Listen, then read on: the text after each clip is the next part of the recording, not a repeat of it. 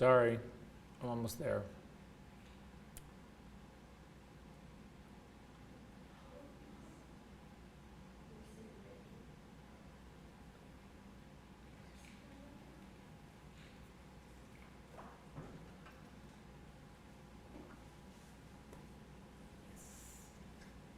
Okay, really quickly, because you guys need to know this. So,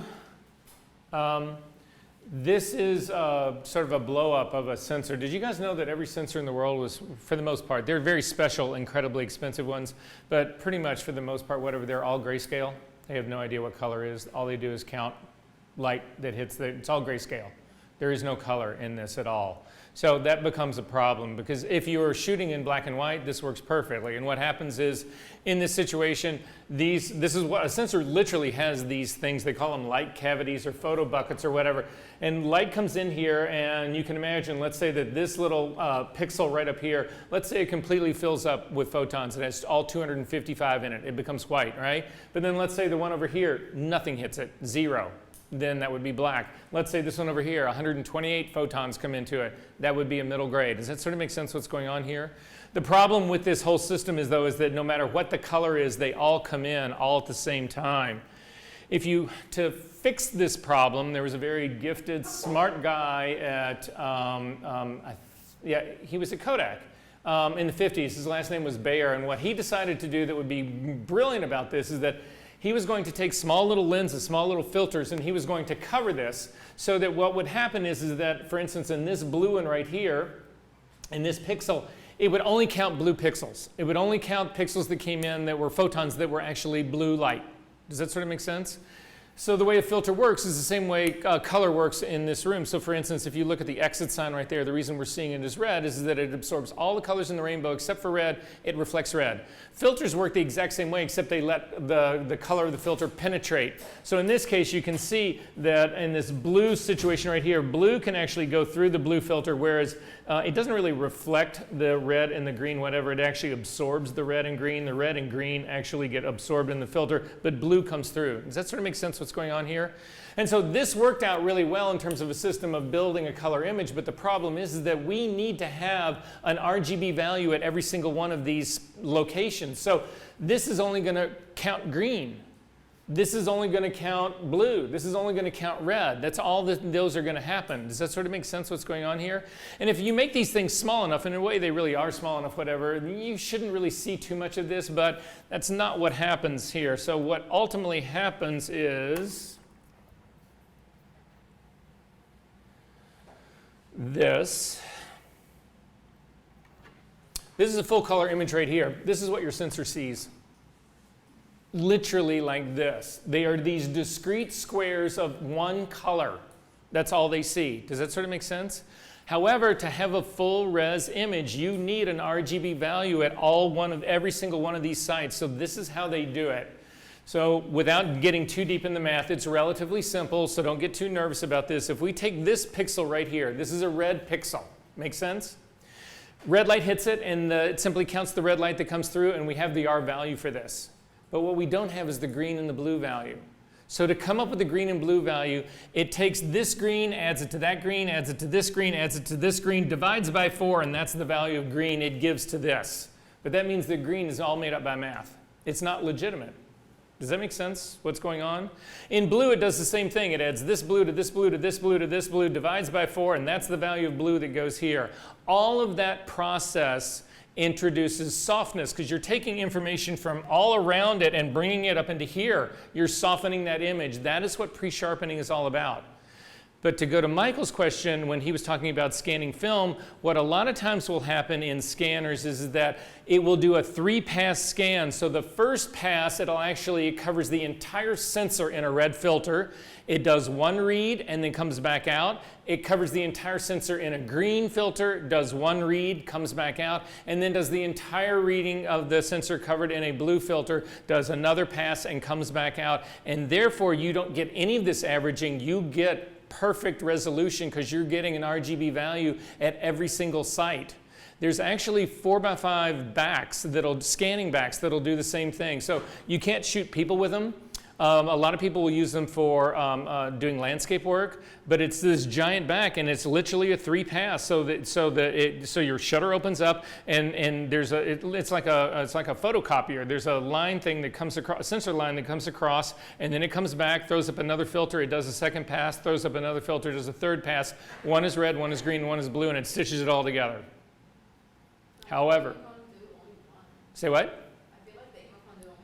It may do only one, or it may do it in rapid succession. So what can happen is that as it's feeding, as the drum is actually feeding in, it's actually can have 3 bars that are scanning all at once, and they just one follows the next, and it seems continuous, but you're getting that 3-pass scan in it. But I don't know. It could be that they have a sensor in it, just like this guy right here, and that it's just shooting a picture of it. So at any rate, all right. Resolution, really quickly, I want to have a conversation about resolution. What is resolution? It's the amount of dots per inch in the image, or the amount of pixels per area. What do the rest of you guys think?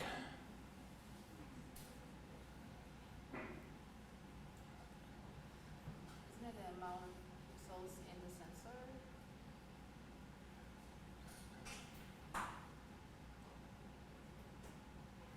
That you're using to... So this is one of the things that we all instinctively know. We'll get through this, guys. We'll get a break, whatever. I want to talk about what we're going to try to get through in the rest of our classes, the little time we have together. But we've got to get through this part because there's no reason to talk about file size if we haven't talked about resolution.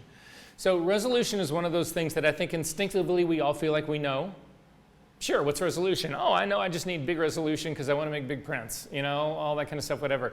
Resolution confuses the hell out of everyone, and it is in some ways, I'm going to try to simplify resolution for you. So I want you to stop thinking about all the sort of like vagueness that you have actually surrounded it, and we need to actually specifically talk about resolution. So Connor, the reason I didn't completely agree with what you said, because you actually started off on the right foot, but it is this first line right here. When you talk about resolution, people talk about it in pixels per inch, not DPI, which is dots per inch. Tragically, people have trade these things back and forth. They are not swappable. They are not the same thing. They're not even remotely the same thing. This is like saying apples and Buicks. It's not even both fruit. I mean, it's completely separate from one another. So pixels per inch, that's what we talk about when we talk about resolution. So I'm going to ask you guys, this is going to seem like the most difficult question in the world. It blows me away, but I just want you to stop thinking about math, stop thinking about any phobia that you might have of math, stop thinking about any of those kind of things, and we are going to just try to simplify this as much as we possibly can. So, if I have an image that has got 1 pixel per inch, how many pixels do I have in an inch? 1. And how big is it? 1 inch square. Simple, right? So if I've got 1 pixel per inch, let's say this is going to be I'm going to do a very large inch right here. Let's just say this is 1 inch right here. This distance from here to here is 1 inch. So my 1 inch pixel whatever is going to be the size of this entire thing. I have 1 per inch, right? And it would be square. It's not going to be oblong like this. You guys you can read into this, right? So, and it is 1 inch square. If I have 10 pixels per inch, how many pixels do I have in an inch? 10. How big is each pixel? 1/10 of an inch. Bless you. If I have 300 pixels per inch, how many pixels do I have in an inch? 300. And how big are they? 1/300th of an inch. And if I have 10,000 pixels per inch, how many do I have in an inch? 10,000. And how big is each one? 1/10,000th of an inch. What resolution is the size of the pixel. That's all you ever need to remember. How big is the pixel? That determines how many you have in an inch. And for most practical purposes, if you are holding something roughly 2 feet, within that 2 feet range away from your face, You need something on the order of 240 to 250, 240 to 300 pixels per inch. They need to be that small so that you cannot see a discrete pixel. So it doesn't look like a collection of little squares, so that it looks to be continuous tone. Does that make sense to everyone? So when we set resolution, that is what we are actually trying to establish. But resolution is also dependent. We went over this in the studio. What controls size? Say what? Distance. So the further something away is, does it seem bigger or smaller? Smaller. So even though we say in that 2 to 4 foot, in that 2 foot range here, that I need to have something on the order of 300 pixels per inch, if I take a print and I put it across the room all the way over there, the entire image, relatively speaking, just got smaller. So did all the pixels, and the resolution that I need of something across the room is nowhere near close to 300 pixels per inch because I'll never see it. Does that make sense, everyone? All right. So at any rate, pixels per inch, I'm going to go through this really quickly. It's determined by the pixel dimension. The larger the pixel, the fewer that fit in an inch. And so this is a perfect example of exactly that. In both of these cases, these are identical files. In this case, we have 1 pixel per inch, and so there's 10 pixels by 10 pixels. How big is this print? 10 by 10. Exactly, 10 inches by 10 inches. Right? This on the count right here, though, these pixels right here are, there's 2 pixels per inch. How big is each pixel? Half an inch. So if I've got 10 of them, how wide is my print? And if I've got 10 of them, how tall is my print? So again, you can see that resolution also determines your print size, but it's all based on the size of the pixel. That's all that matters here. Does this make sense, everyone? All right. We can go through all that. We don't need to talk about any of that. Almost there, guys, almost there. So this is the eye-opener of all. The last thing I'll leave you with about resolution, and then we'll jump into this. So this is a chart right here that deals with viewing distance, and we're going to start here. So this is in inches. It's 6 inches, which is about this long. You guys sort of know what 6 inches is. If you hold a print 6 inches from your eyeballs under optimum conditions, you've got optimum contrast, you've got optimum lighting, and you've got young eyes. And your eyes were really good. You're the 20/20 vision, and you're well under the age of 40. And you're looking at this. Your eyes can actually resolve a resolution, a PPI of 1,145 inches. At this stage of the game, anything that is actually larger than this, you'll actually be able to see the little squares. That's how good your eyes are. However, the second you actually go to 10 inches, that's only another 4 inches. It's not even double the distance. That rate drops down to 687. At 24 inches, you're a typical person under ideal conditions can resolve 286 pixels per inch.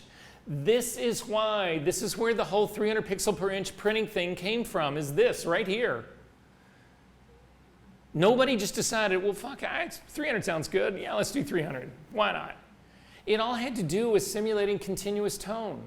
Does this make sense to you guys? If you continue up, 60 inches is 5 feet away, you can only resolve 115 pixels.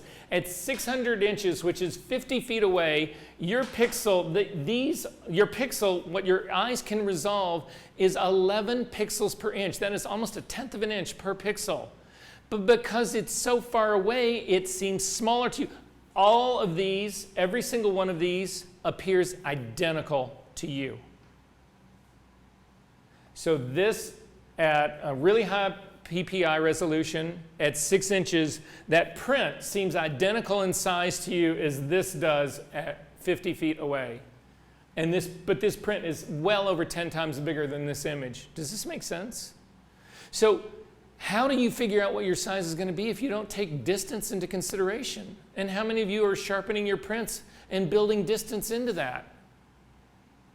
How many are scaling your prints? And you just say, well, I know it needs to be 300 inches, but you're doing wall murals.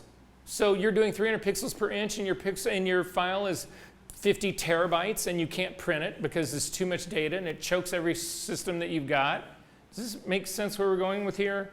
All right, one last thing we need to talk about here, just because I can't leave you hanging out there, is the dot per inch thing. This is dots per inch. Completely different beast. This is dithering. If you take a look at these 6 images right here, all of these are made up of exactly 50% blue and 50% red pixels. Every single one of them. In this case right here, though, it seems very discrete. You can pick out the red and the blue completely. But doesn't this seem to begin to approach these two colors blending together? And as this gets smaller, as these pixels get smaller and smaller and smaller, this color becomes more the combination of both of them. Does that sort of make sense? This is what dots are talking about. Dots are an issue that comes out of your printer head. How many little dots can it lay down? And the finer the dot that it can lay down, the more nuanced this color can be. But at the end of the day, your printer has got 8 inks in it, or 7 inks, or 11 inks in it, whatever. It doesn't have this lilac color in it. It's all created by an illusion of dithering, and this has to do. So when you go to your printer setting and you set it at 1440, superfine, in the printer dialog box, you guys all know what I'm talking about? Anybody not know what I'm talking about? You go to print.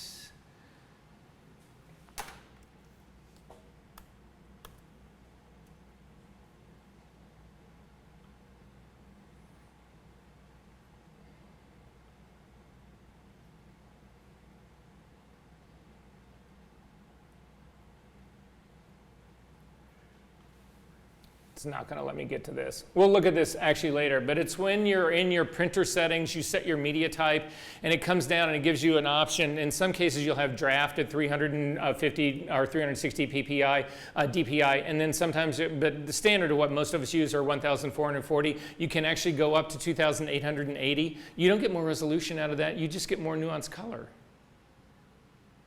Does that make sense? So, all right. Let's see where we're at. So back into Photoshop really quickly. So I've got my image up here at the top. I'm just going to set this up at the beginning. For us to go ahead and sharpen this thing, we need to actually look at the image size of it first. So again, if you can open up one of your files in Photoshop and work with this, it'll just simply be easier, I think. So I'm going to come up to the image menu and I'm going to come down to image size, and it pops up here, and in this case, I'm actually looking at my pixel count. But I want to change this. In this drop-down menu, I'm actually going to change this to inches. And you can see in my case right now, and this is typical of a file that I would actually shoot, it usually ends up being roughly a typical camera, Canon camera, whatever. You get roughly a 12 by 18 at 300 pixels per inch. And this thing will print out, again, and typically if I've got an image that's actually a 12 by 18, I would have that image, I would be holding it at about here. I wouldn't put it across the room. If it was across the room and sitting on the board over there, I would walk over to look at it. Again, a print like that you encounter within this sort of like 2-foot distance. Does that make sense, everyone? So for me, I know that this image is going to probably print out fine. Again, in my 11 by 14 portfolio, this image will actually print out great. So I don't need to change any of this. However, if you did need to change something for some reason, this is where you would actually do it. If you have resampled unchecked, these numbers are all going to be interrelated. So you can see if I go down to 150 pixels per inch, it actually doubles the size of my print. Now I've actually got a 24, almost a 26 by 40. Am I going to encounter a 26 by 40 print and look at it 2 feet away? Probably not. I'm probably going to back off from that. And the truth of it is, scale-wise, nothing here has changed. Scale-wise, if I am holding my 11 by 14 300 PPI print like this, or I've got this 26 by 40 print that's much further back in scale, and I look at the two next to one another, they will be the exact same scale, and I don't need any more resolution because it's a bigger print, but it is further away. Does that make sense, everyone? So people get into bumping all of this shit up. I had people once ask me, I was doing stuff for billboards, Billboards are 60 feet wide, and they wanted the file at 300 ppi. I know, I swear, yeah, it's true, it's true. It's like a 15 terabyte file. And I was like, but nobody goes up to a billboard like this and goes, wow, I can see those dots, you know? So at any rate, I am not going to, if you needed to resample this for some reason, then you can actually hit, again, this holds true of all the things in Photoshop, hold down your Option key, your cancel changes to a reset button, then again, we will come back to resample here. I'm going to drop this back down to inches again. I can actually change this to that 25.6 right now, and you'll see that it keeps my resolution. All it's doing is it's taking every one of those little pixels that I had, and it's simply subdividing them. That's all it's doing. It's just making more pixels. So my little squares are smaller, but I don't get any more information. But you can also see my file size leaps. It goes from 63 megabytes up to 253. Is this making sense to everyone, what's going on here? Okay, so you would want to size your image first. I'm going to go ahead and hit cancel out of here. And then I'm going to just check it again really fast to make sure that this is close. Because what I'm looking for is I want this the way that I want it close in size, because the Nik software is actually going to look at this and it's going to say, okay, this is basically a 12 by 18 print. This is going to be held at 2 feet away. Make sense? Okay, so I can go ahead and say okay to this. I would then crop the image again. I've already talked about the whole 35 millimeter. This is not something that I would actually do. But here at the final end, and we've got 7 minutes, and we're going to get this done. Okay, so at the very end, I've done all the work that I've actually done on this. By the way, quick vote, if I can find it really fast.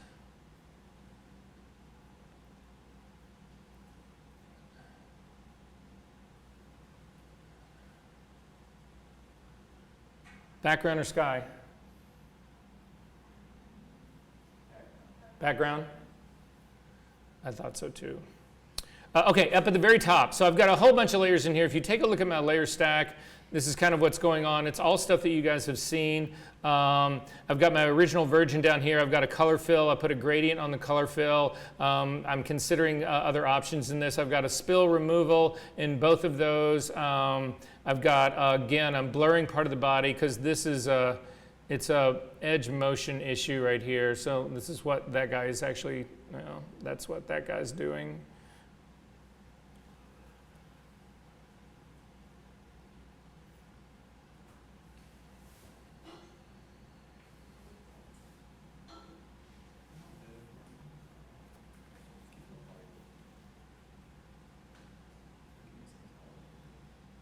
Oh, come on, mistake says this is going to take longer than open the file.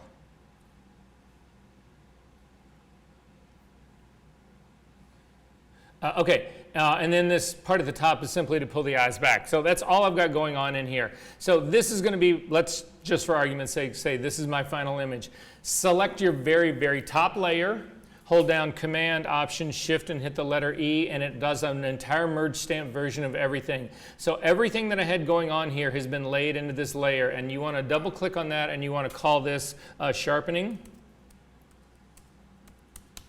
And say OK, and then you want to convert this to a smart object. So again, up to the layer menu, down to smart objects and convert to smart object, because Nik Sharpening is a filter and it will function on here as a smart filter, so you can go back in and change the value of it. So then to use it, come up to the filter menu, and you should have a Nik collection here. Does everybody have that? And if you come down, take a look at this. So there are two sharpeners here. There is the raw pre-sharpener. Again, we don't need that because we've already sharpened this in Camera Raw. But this is output sharpening right here. And it will take you into Nik's own sharpening space. And it's going to give me a warning right here saying that, you're trying to do this on a smart object. So that anything that I've done, if I had other filters on this smart object, it would temporarily turn them off to give me a preview of what Nik is really doing. So you can simply say OK to that. And then it brings you into the sharpener output space. And this is where Nik actually goes off of everyone else. Yes? Should I restart Photoshop because I don't have a link shown? Then try restarting it and let's see what happens.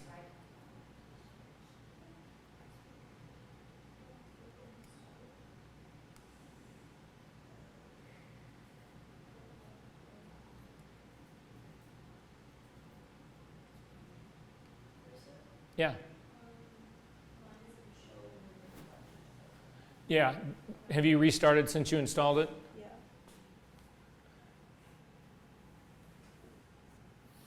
So when you did the install, did it give you the option to do this CC version of Photoshop? Yeah, I only have one version. So. Try running the installer. Quit Photoshop and try running the installer again. Is this working for any of you? Of course. Half of you yes, half of you no. Story of my life. Try quitting Photoshop, run the installer a second time. Did it work for you then, Marge? Let's try this. Try rasterizing that layer. Don't make that a smart object. So up to a layer smart object. Oh, all right.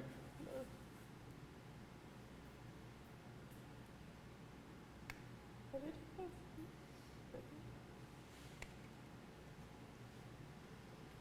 me open it again and see, because I had like a little window pop up the first time I opened this. No, it's not here. Yeah, but this now you're working on an adjustment layer, so do a merge on top of that and see what happens there. All right, well, guys, we'll try and figure out what this is going on the break, because I've got 6 minutes to get through the rest of this, but we're going to hell-bent determine, because if it's working for half of you, so wait, Jose, it's working for you. Susan, is it working for you? Yeah? Katya, no? Well, yes, now it is, but which one do I choose? Oh, output sharpening. So wait, Katya, what did you do to make yours work? I just closed out Photoshop and restarted it. You just restarted Photoshop. So everybody else try that. If that doesn't work as well, quit Photoshop and during the break, and then try running the installer a second time, and then opening up Photoshop, and we'll see what goes on. But at any rate, I want to go through this part, what's going on right here, because this is what matters in all of this. In the drop-down menu that begins with this, you need to pick what you're actually destined, what this is going to be sent out to actually be. Display would be what you would use for a website. It would be, again, for anything that would be electronic as far like that. Inkjet printing would be different. Continuous tone. Now, continuous tone would be things like a scatoid. What's it called? What do they do at Black Box? Do you guys know Black Box? Stochastic. That's stochastic. That's it. Stochastic printing. It actually emulates continuous tone like you would have with silver-based. So you can actually have some of this. So things like film readers would also be continuous tone. Those sort of things. Again. Anything that would actually not be scan line kind of thing would be considered this. So yeah, some people actually build negatives out of electronic negatives, but they actually will go through like an enlarger system and it gets hit. That would be considered continuous tone. Halftone is CMYK, and then hybrid device sort of gives you any sort of like weird shit that's actually out there. Again, I've never known anybody to use any of these things other than the display and the inkjet. That's primarily and halftone. Those are the ones that you guys are really going to be concerned with the most. But at any rate, so I'm going to go ahead and do this for an inkjet printer. So I'm going to select inkjet printer, and then you'll see it starts to populate. And the first thing that it does is viewing distance. And in this case, it says auto, because what it's doing is it's taking the information from the size that you sized your image in the beginning. It knows that this is going to be sort of in that 2-foot range because of the size of the print. Again, this is going to be a 12 by 19 print. I looked at that in my image size. If you click on this drop-down menu, you can see it changes. And in my case, you can change this. You can override those, and you can say, well, I'm going to do it up to 2 feet, or I'm going to do it 2 to 5 feet. If you're getting readouts here that are in metric system, instead, come over to your settings menu over here and click on settings, and you can actually change that to go from, yeah, the default. So I'm on my output sharpening tab, and I went to default measurement unit, imperial, and you want inches and feet, unless you want to stick with, again, metric system. So I'm going to leave mine on auto. Again, it understands that part.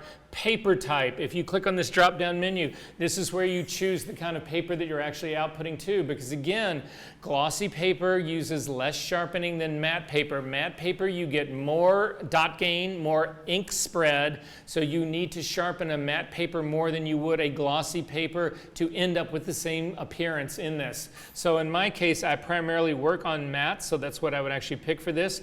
And then we have other options that we can choose in here. This is the printer resolution. Again, this would be the DPI setting. So for Epson printers, most standard people would use 1440 by 1440. If you actually use the higher res version of that, instead of going from superfine, you go to superfine or whatever they call it, it would actually be down here in this 2880 by 1440. It would just be, this is depending on what you're using in your print setting dialog box. I'm going to leave mine at 1440 by 1440.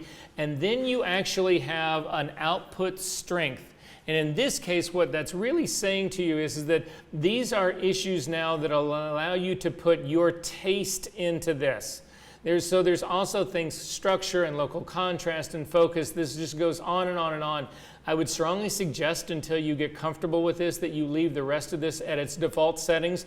The only thing that I will ever do is go in and change the output sharpening level. That is one thing that I actually will do. However, can you prejudge your sharpening on screen for a print? It is impossible. There is no way to do it. The only way you can do it is to then actually make a print.